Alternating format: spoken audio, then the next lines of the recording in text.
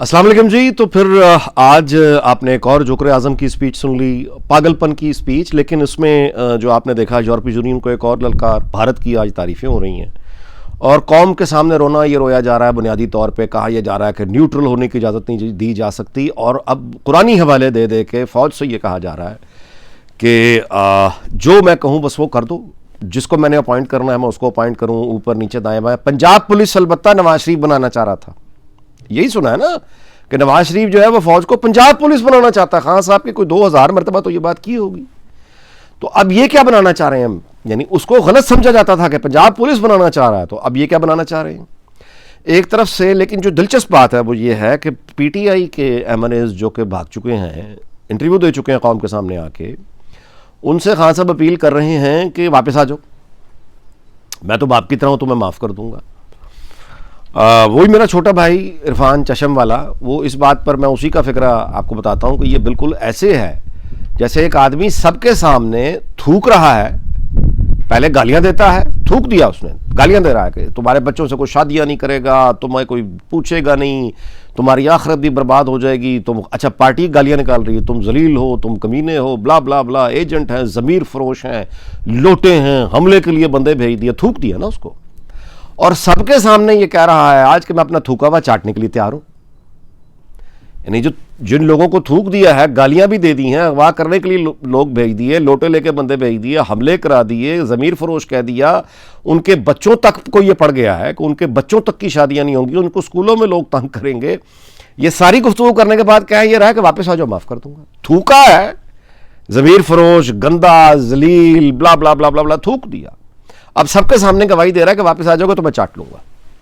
यार कोई गलाजत सी गलाजत है, मतलब है कोई पस्ती सी पस्ती है, यानी आदमी। अच्छा अब लेकिन अब वो सारे के सारे, अब आपको मालूम हुआ कि झूठा प्रोपेगेंडा, अब ये जो हमारे, अब क्या आदमी कहे कि ये जो हमारे फैसला साज हैं, या ये जो हमारे मतलब है कहना चाहिए कि आइंस्टाइन है, जिनको दावा है कि स्पेस साइंसेस से लेके और एग्रीकल्चर से लेके और इकोनॉमी से लेके और फॉरेन पॉलिसी से लेके और मीडिया तक और वो एजुकेशन तक और हर तरह की बात बस उन्हीं से शुरू और उन्हीं पर ख़त्म।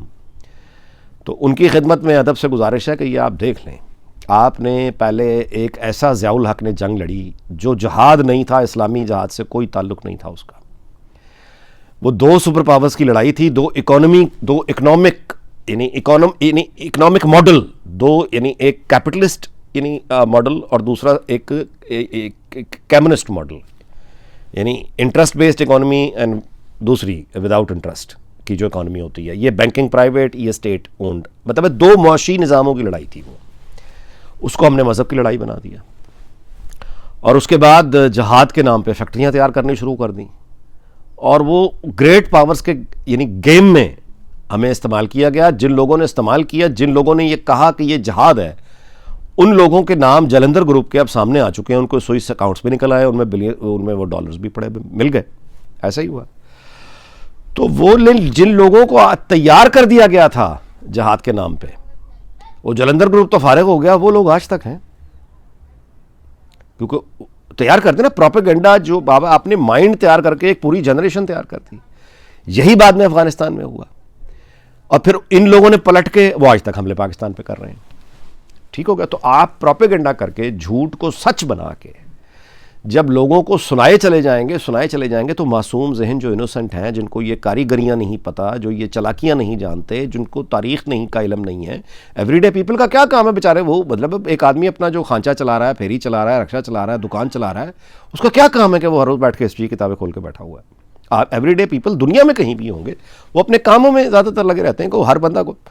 तो बहरहाल वो जो इनोसेंट माइंड्स हैं, जिनका ये रूटीन में उनके साथ ये डर्टी गेम्स खेलनी कि उनको आप एक रेगुलर इलेक्ट्रॉनिक मीडिया पे यानी मसखरों और मदारियों को बिठा के उनसे झूठ बुलवाए चले जाते हैं, तो उसका पहला तालिबान जवाब दे रहे हैं, यानी वापस आके कि अब वो बता रहे हैं कि इस्लाम तो फिर वो है और इस्लामी निज़ाम क्या होगा, रियासत क्या होनी चाहिए। पड़ गई ना गले। अब ये दूसरी पीटीआई है, ये भी गले पड़ गई है, अब ये गले पड़ी हुई है। और ये एक इस तरह की चीज़ गले पड़ी है कि एक आदमी, यानी जो मेरे जहन में इसके अच्छी मिसाल मुझे इससे कोई नहीं आ रही, कि कोई यूनिफॉर्म्ड ऑफिसर हो या बड़ा को यानी कि बड़ा कोई आपको जेंटलमैन टाइप सूट टाई वाला, और वो किसी खातून के साथ कुछ वक्त गुजार बैठा है चाय बाय, और वो अब आके सारी दुनिया के सामने उसकी कभी टाई पकड़ के खींच रही है, कभी उसके बालों में हाथ डाल के उसके बाल यानी सर से पकड़ के खींच रही है, कभी उसकी ऐनक पे हाथ डाल के ऐनक उसका खींच रही है, कभी उसके कोट को पकड़ के ऐसे ऐसे खींच रही है, और वो जो एक आदमी खड़ा है यानी बाहर बड़ा, यानी वो अब कभी इधर से खींच रहा है, कभी कभी उसके बाद वो क्या करे। यानी ये इस तरह की चीज़ है कि जिस तरह से आप यानी इनके साथ अब जो सलूक पीटीआई कर रही है, ये बिल्कुल इस तरह की है जैसे एक शादीशुदा आदमी किसी से बाहर कोई, यानी वो यानी ये मोनिका ल्यूंस्की है जो बिल क्लिंटन को पड़ गई है यानी कि उन तो जानना कितने हैं ये तो इस तरह की जो गलतियां हैं, ये तजुर्बे जो हैं, क्या हासिल हुआ है आपको? यानी ये ऑफिस का नाम लेके यानी जिस तरह से अब ये गलाजत कर रही है, ये तो कभी इंडिया ने कभी वो जो 5th जनरेशन वॉर एक पाली थी कि हम दुनिया के जो दुश्मन हैं ऑनलाइन उनका मुकाबला करेंगे।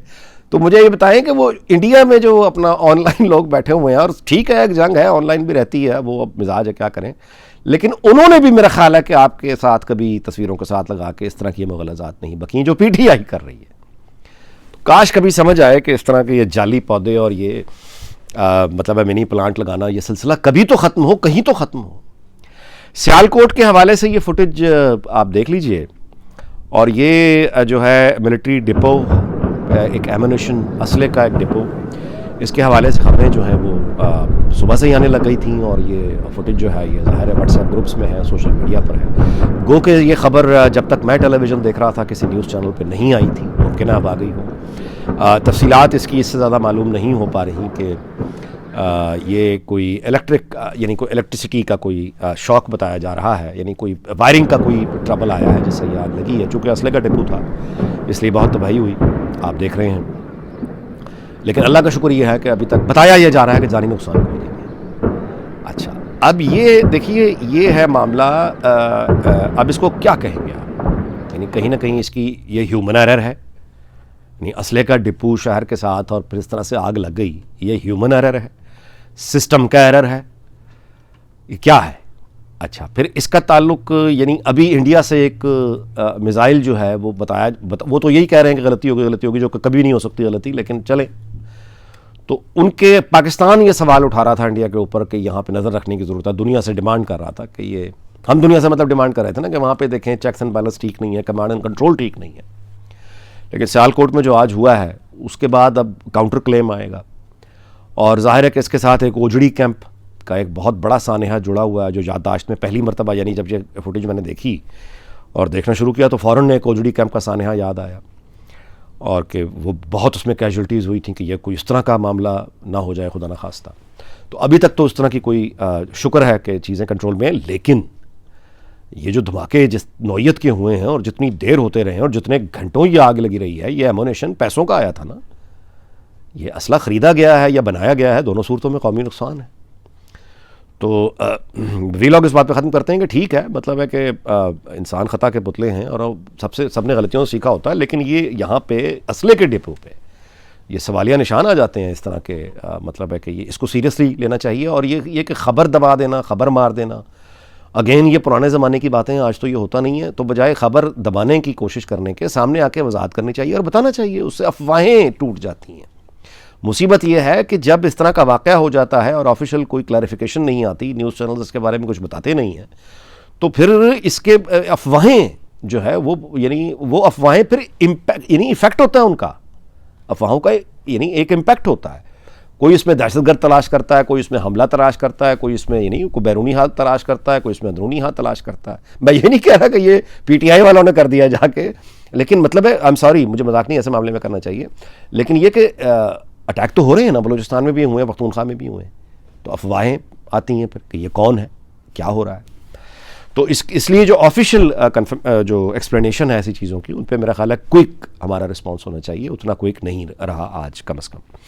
तो बस ठीक है जी, अब वीलॉग इस बात पे ख़त्म करते हैं कि अगेन कि जो वीडियोज़ अब सामने आ रही हैं कि पूरी की पूरी इल्ज़ाम तराशी है और पूरी की पूरी एक गुंडागर्दी है जो खड़ी हुई है, और इस गुंडागर्दी का ख्वाहिश इसके अलावा कुछ नहीं है कि आइन टूट जाए, और मार्शल लॉ आ जाए। तो ठीक है, मैं इस पर पहले भी गुफ्तगू कर चुका हूँ, दोबारा दोहराने की ज़रूरत नहीं है। लेकिन इतनी सी बात है कि अगर फ़ौज को आना पड़ता है और फ़ौज ही आ जाती है, तो इमरान खान का अगर ये सवाल, इसका ये तसव्वुर और ख्याल है कि ये जुल्फ़िकार अली भुट्टो बन जाएगा, तो भुट्टो इस तरह नहीं बनते।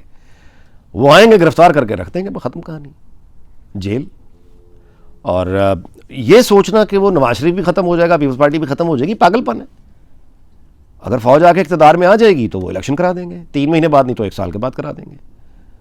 मतलब वो इमरान खान की हुकूमत, यानी मार्शल लॉ जो आएगा वो इमरान की हुकूमत के खिलाफ आएगा, अपोजिशन के खिलाफ नहीं आएगा, इमरान की हुकूमत के खिलाफ आएगा। और ये परवेज़ मुशर्रफ वाला दौर नहीं है कि परवेज़ मुशर्रफ नवाज शरीफ के खिलाफ तो आया लेकिन उसने बीबी को भी लिफ्ट नहीं कराई। ये वो दौर ही नहीं है सिरे से, ये बिल्कुल मुख्तलिफ। ये तो पिछले 3 साल भी फौज के खाते में पड़ी हुई है परफॉर्मेंस सारी की सारी। तो वो अब पूरे मुल्क पे कब्जा करके आगे 10 साल या 5 साल कैसे चलाएंगे? गोली चलानी पड़ेगी उन्हें। वो क्यों चलाएंगे गोली? तो मैं नहीं समझता कि अगर फौजी हुकूमत भी आएगी तो वो नहीं, ठीक है, वो 3 महीने बाद या 1 साल के बाद इलेक्शन की तरफ चली जाएगी। वो इमरान हुकूमत के खिलाफ आएगी, अपोजिशन के खिलाफ नहीं आएगी। अपोजिशन के, बल्कि अपोजिशन तो सारी कंबाइंड अगर मॉरल सपोर्ट फौज को दे दे और फौजी कब्जे को दे दे और लेजिटिमेसी दे दे और इंडेमिनिटी दे दे, जो पहले भी देती आई है, परवेज़ मुशर्रफ को दी थी ना, तो अगर फौजी हुकूमत आ गई तो अपोजिशन नवाज शरीफ और वो ये खड़े होकर कह देंगे आप हमें इलेक्शन दे दें, हम आपको इंडेमिनिटी दे देते हैं। तो जो अगली असम्बली बनेगी वो उन तमाम जो इमरान खान को हटाने के लिए फौज के जितने भी इक़दामात हैं वो उनको कानूनी और जायज़ करार दे देगी। भाई ये होगा, इस सारी शोर मतलब मचाने का ये टाइम फिश। चलिए जी, बस इस बात पे व्लॉग ख़त्म करते हैं। इंशाल्लाह अगले व्लॉग में मुलाकात होगी। अपना ख्याल रखिएगा। अल्लाह ताला पाकिस्तान को शाद और आबाद रखे। अल्लाह हाफ़िज़।